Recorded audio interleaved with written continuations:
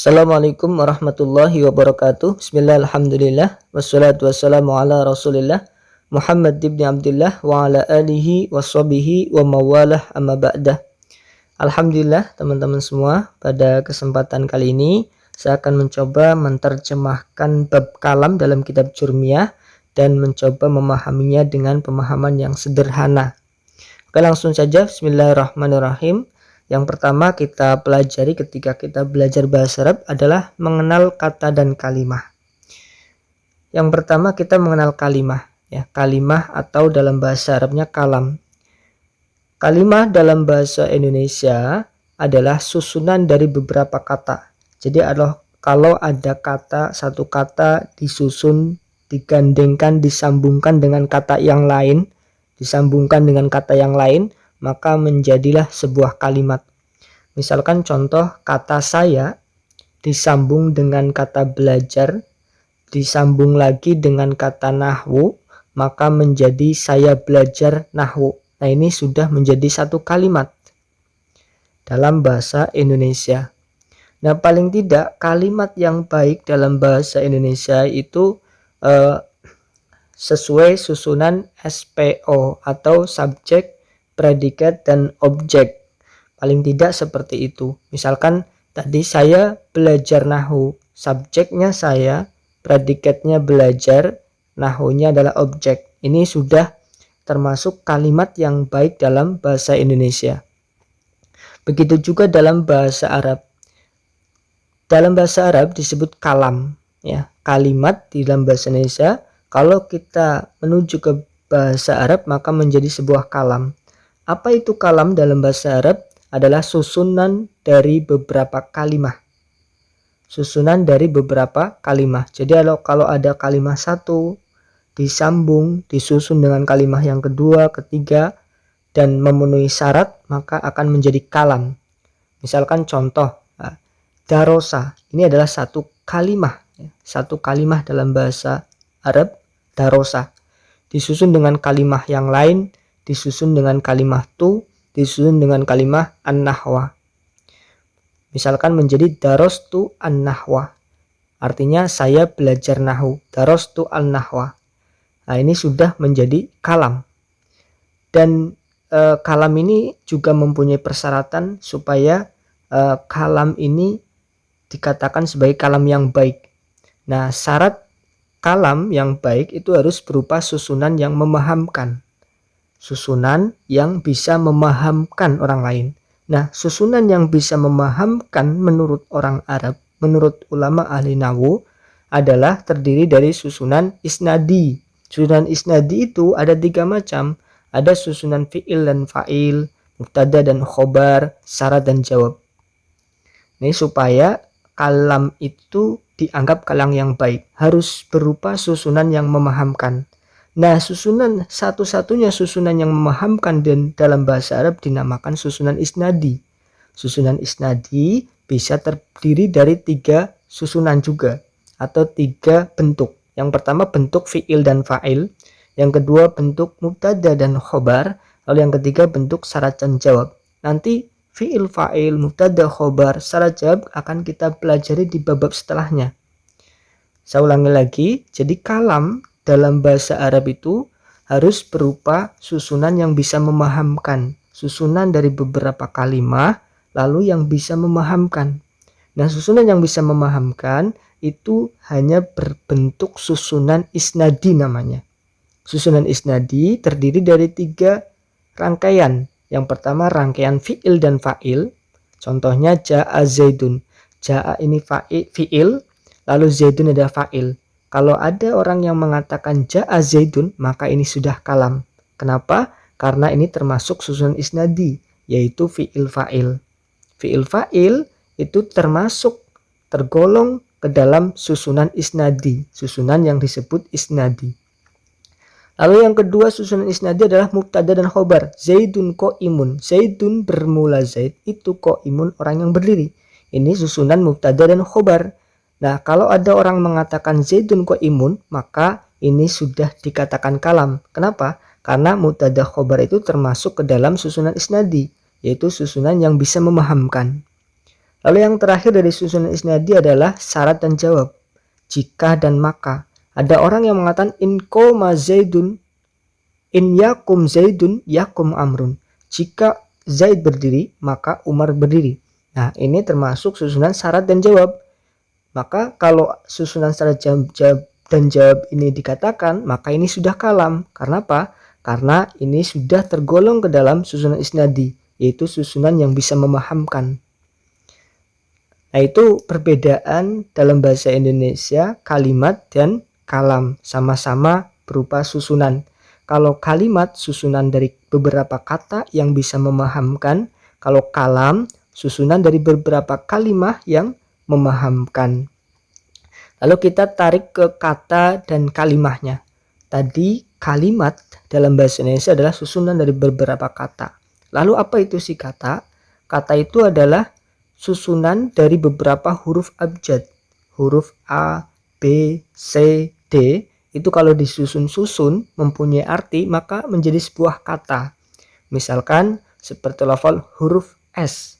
Huruf S disusun dengan A, disusun dengan Y, disusun dengan A, maka menjadi saya. Saya adalah saya ya, punya arti berarti aku begitu. Nah, ini jadi saya ini adalah satu kata. Lalu contoh lagi B disusun dengan huruf E, disusun dengan huruf L, A, J, A, R, maka menjadi belajar. Ini sudah punya arti belajar ya, belajar. Maka ini juga satu kata.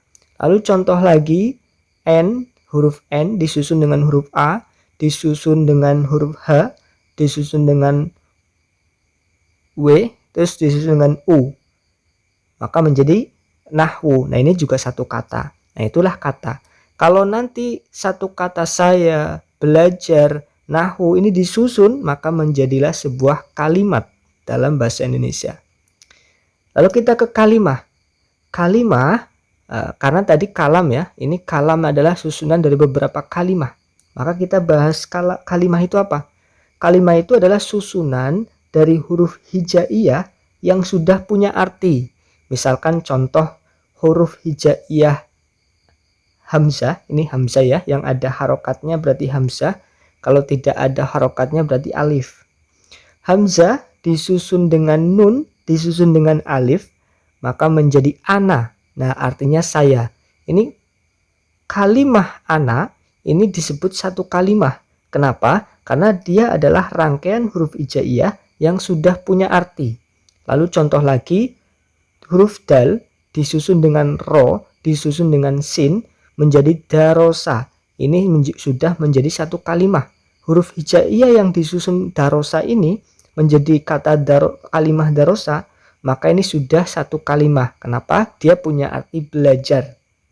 Lalu huruf contoh lagi nun, huruf nun, hijaiyah nun digandeng atau disambungkan, disusun dengan ha, disusun dengan wawu menjadi nahwu. Ini punya arti nahwu. Nah, ini juga sudah punya arti ya, sudah punya arti, maka ini satu kalimah. Jadi kalimah ana, kalimah darosa, kalimah nahwu, ini satu kalimah. Nanti kalau kalimah ini disusun dan mempunyai arti, bisa memahamkan, maka kalimah ini kalau disusun-susun menjadi sebuah kalam yang di sini. Lalu kita akan lebih pahami tentang kalimah. Karena dalam bahasa Arab, perkataan bahasa Arab atau tulisan bahasa Arab itu kan terdiri dari beberapa kalam. Nah, dalam kalam atau perkataan itu terdiri dari beberapa kalimah. Yang pertama kita pelajari untuk memahami kalam tersebut, ya kita harus bisa menentukan kalimah-kalimahnya masing-masing. Untuk menentukan kalimahnya masing-masing, membedakan kalimah satu dengan kalimah yang lain, maka kita perlu tahu ada berapa macam kalimah, lalu definisinya apa saja, lalu ciri-cirinya apa saja, gitu ya. Yang pertama ini kalimah ya. Kalimah dalam bahasa Arab, dalam bahasa Indonesia dikenakan kata. Definisi kalimah itu ya seperti tadi, yaitu susunan huruf hijaiyah yang disusun menjadi punya arti, itu namanya kalimah. Nah, di bahasa Arab jenis kalimat itu cuma ada 3. Ada yang dinamakan kalimat isim, ada yang dinamakan kalimat fiil, ada yang dinamakan kalimat huruf. Jadi semua jenis kalimat di dalam bahasa Indonesia, di dalam bahasa Arab hanya ada 3, isim kah atau fiil kah atau huruf kah. Di Al-Quran yang dari juz 1 sampai juz 30 itu terdiri dari kalimat isim, kalimat fiil, dan kalimat huruf. Untuk bisa membedakan mana yang isim, mana yang fiil dan huruf, kita perlu tahu definisi kalimat isim, juga perlu tahu ciri-cirinya. Kita ke definisi dulu ya. Kalimat isim secara mudahnya bisa dikatakan kata benda. Setiap kata benda pasti kalimat isim, pasti tergolong ke dalam golongan kalimat isim namanya. Setiap nama orang, nama tempat, nama sesuatu, maka setiap yang dijadikan sebagai nama, Mekah misalkan, atau Mesir misalkan, pokoknya itu pasti kalimat isim. Saya ulangi, setiap kata benda maka itu kalimat isim. Setiap nama itu juga pasti kalimat isim. Setiap kata ganti, misalkan saya, kamu, bahasa Arab yang bermakna saya, kamu, dia, mereka, itu pasti kalimat isim, karena itu tergolong dalam kata ganti. Kata tunjuk, dalika, tilka, ya, hadza, hadihi, itu juga setiap kata tunjuk dalam bahasa Arab itu tergolong dalam tergolong dalam kalimat isim. Kata sifat, orang yang memukul, orang yang berdiri, orang yang sholat, musolli misalkan. Semua kata sifat itu tergolong dalam kalimat isim. Lalu bilangan, angka-angka itu semuanya juga kalimat isim. Ini gambarannya. Kalau kita menjumpai bahasa Arab dengan arti kata benda, nama, kata ganti, kata tunjuk, itu berarti tergolong ke dalam kalimat isim. Lalu yang kedua kalimat fiil. Kalimat fiil itu semua kata kerja. Bahasa Arab yang menunjukkan kata kerja itu tergolong dalam kalimat fiil. Dan juga kata perintah.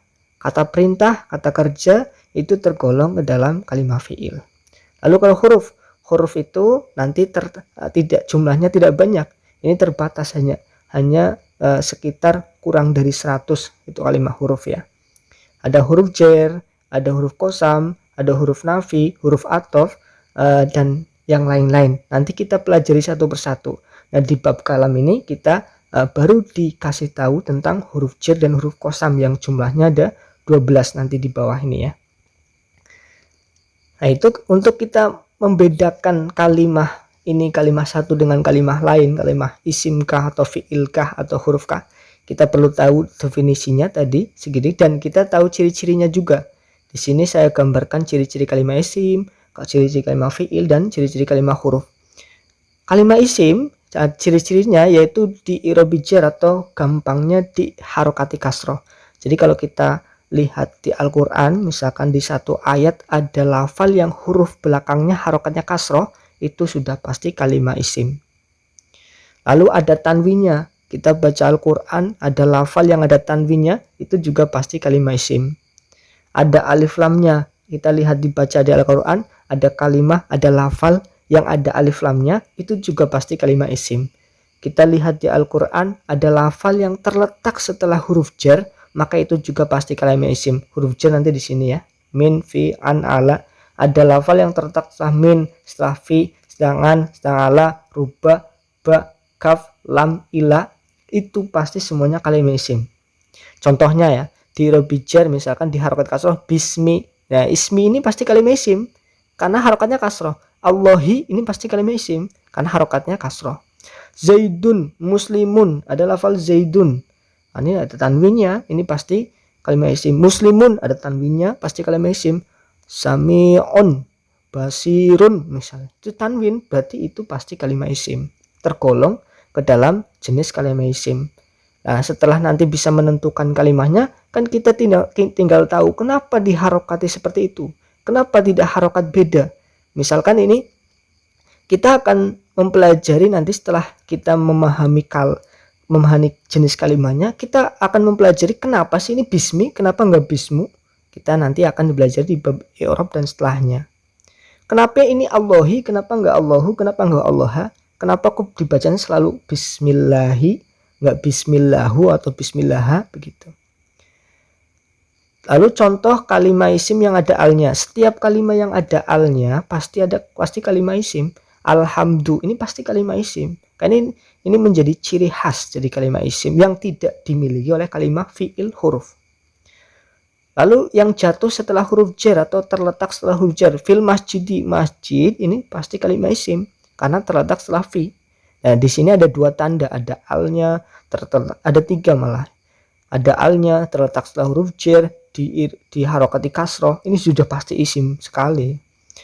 Alal kitabi, ya, alal kitabi ini juga pasti kalimat isim. Nah, itu gambaran ciri-ciri dari kalimat isim. Lalu ciri-ciri kalimat fi'il terletak setelah qad, sin, saufa, ada tak tasnya. Misalkan qad, koma. Nah, koma ini pasti kalimat fi'il. Kenapa? Karena terletak setelah qad. Tidak ada isim yang terletak setelah qad, tidak ada. Terus qad yakumu, sayakumu, saufa yakumu. Yakumu di sini pasti dia kalimat isim karena terletak setelah sin dan juga terletak setelah saufa. Tidak ada kalimat fi'il yang terletak setelah sin atau saufa. Terus komat dorobat, ini ada tak tanis di sini. Mat dorobat, ya, tak tanis yang mati ini menandakan bahwa kalimat yang disambung dengan tak tanis pasti kalimat fi'il. Nah, ini ciri-ciri kalimat fi'il yang tidak bisa ini ada kalimat tidak bisa kalimat lain diberikan ciri-ciri kalimat ini, gitu ya. Lalu kalimat huruf ini memang kita perlu menghafal ya, karena jumlahnya sedikit. Di jurmiyah kita baru dikasih tahu 12 dengan huruf kosam, huruf jar dan huruf kosam. Misalkan min, fi, an, ala, ruba, ba, kaf, lam, ila. Huruf kosam atau huruf yang untuk bersumpah, wawu, bata, wallahi, tallahi, billahi. Itu huruf kosam, huruf sumpah ini juga tergolong ke dalam kalimat huruf. Macam dari kalimat huruf ya, masih dikatakan sebagai kalimat huruf. Ini kalimat huruf ini kita nanti hafalkan. Kalau di jurmiyah kita hafalkan baru 12. Nanti sisanya masih ada sekitar 80 huruf, kalimat huruf ya. Mungkin itu gambaran tentang materi yang pertama. Ketika kita belajar bahasa Arab, kita harus mengenal kalimat yang seperti apa, kalam itu seperti apa.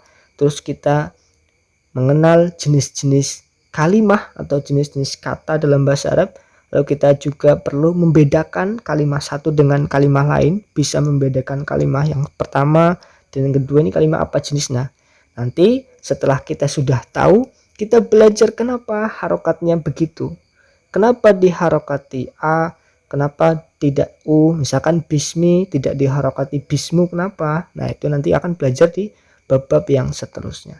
Mungkin itu dulu, mudah-mudahan bisa dipahami. Jika masih membingungkan dan saya mohon diberi saran dan masukannya supaya lebih bisa mudah dipahami. Terima kasih atas perhatiannya.